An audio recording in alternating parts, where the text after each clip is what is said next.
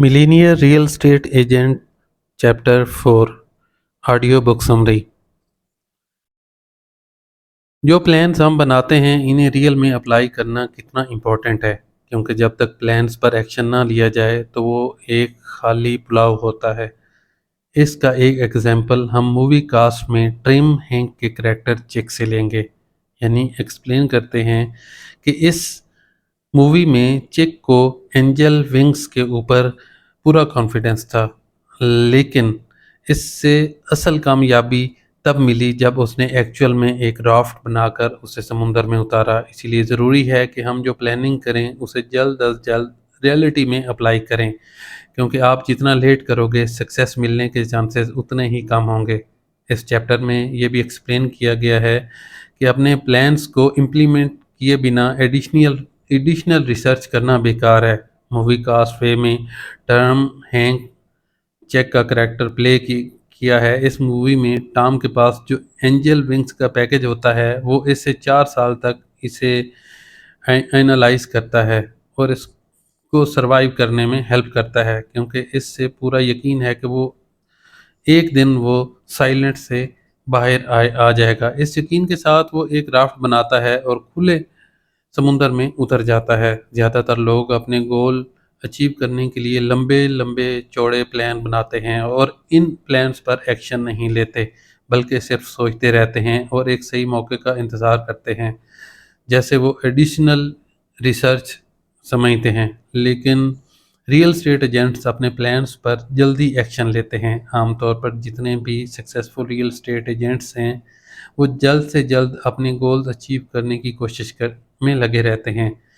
जब आपको पता है कि एक एक्शन लेने का टाइम आ चुका है तो बिल्कुल भी देर मत करें। राइट टाइम में राइट डिसीजन लेके हम अपने ड्रीम्स को अचीव कर सकते हैं। लंबे टाइम के लिए प्लान बनाना और फिर कोई एक्शन ना लेना सिर्फ वेस्टेज ऑफ टाइम है। पॉइंट नंबर 4, इस चैप्टर में हम डिस्कस करेंगे कि हमें फेलियर्स का डर अपने अंदर से कैसे निकालना है, जैसा कि हमने कुछ एग्जाम्पल इसके साथ दिए हैं। इस डर पर काबू पाया जा सकता है, इसीलिए हमें चाहिए कि हमें कोशिश करना कभी भी नहीं छोड़ना चाहिए, क्योंकि कोशिश करना काफ़ी इम्पोर्टेंट चीज़ है। अगर अपने गोल्स की तरफ बढ़ते हुए हमारे सामने कई तरह के डर और मुश्किलें आती हैं, इन रुकावटों से हमारे अंदर एक दर्द पैदा हो जाता है और हम फील करते हैं और अपने आप को डरा हुआ महसूस करते हैं। लेकिन सक्सेस की पॉसिबिलिटी को हम नज़रअंदाज नहीं कर सकते। लेकिन जब आपको भरोसा होता है कि आप अपने आप को गोल को अचीव करने में मगन कर लेंगे, तो इन गोल तक पहुंचने के लिए आपका डर ख़त्म हो जाता है। आप बिना डरे एक्शन लेते हैं और जब आप कोई एक्शन लेते हैं तो जाहिर है आपसे कुछ गलतियां भी होंगी।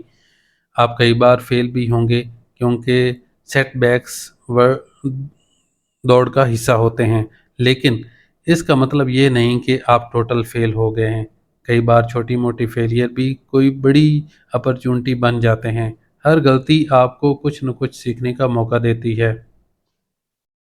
अगर आप कोशिश कभी नहीं छोड़ेंगे तो आप कभी भी फेल नहीं होंगे।